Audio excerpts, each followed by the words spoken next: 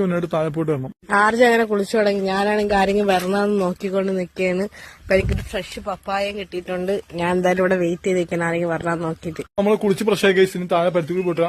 നിങ്ങൾ കണ്ട പോലെ ഞാൻ ഇപ്പൊ കുളിച്ച പോലെ ഓപ്പൺ ആയിട്ട് നമ്മൾ കുളിക്കുന്നത്. ശ്രുതിയായിട്ട് ഞാനത് നമുക്കൊരു മറയൊന്നുമില്ല. അതെ, ഞാനാണ് കാവല്. ഇപ്പൊ എനിക്ക് കാവല് ശ്രുതിയാന്ന് പറഞ്ഞാൽ ശ്രുതിക്ക് കാവല് ഞാനാണ്. വേറെ മറയൊന്നുമില്ല കൈസ്. ആ മെയിൻ പ്രശ്നം നമുക്ക് ബാത്റൂം ഇല്ലാത്തതിന് മെയിൻ റീസൺ പ്രശ്നങ്ങളൊക്കെ ഇതൊക്കെ തന്നെയാണ്.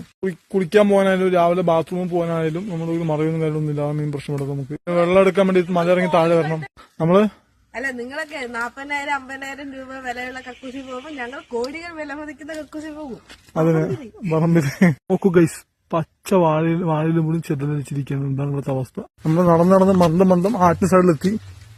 ഇടിഞ്ഞ വഴിയാണ്. ഞാൻ മിക്കവാറും ക്യാമറ നോക്കിക്കൊണ്ടിരുന്നത്. അപ്പൊ നമ്മള് മാവും കുറച്ച് സാധനങ്ങളൊക്കെ വാങ്ങിച്ചിട്ട് വീട്ടിൽ പോവാണ്. നമുക്ക് പോയിട്ട് ഗ്യാസ് അടുപ്പ് ഉദ്ഘാടനം ചെയ്യാനുള്ളതാണ്. പോയിട്ട് ചെയ്യാം. ബാക്കി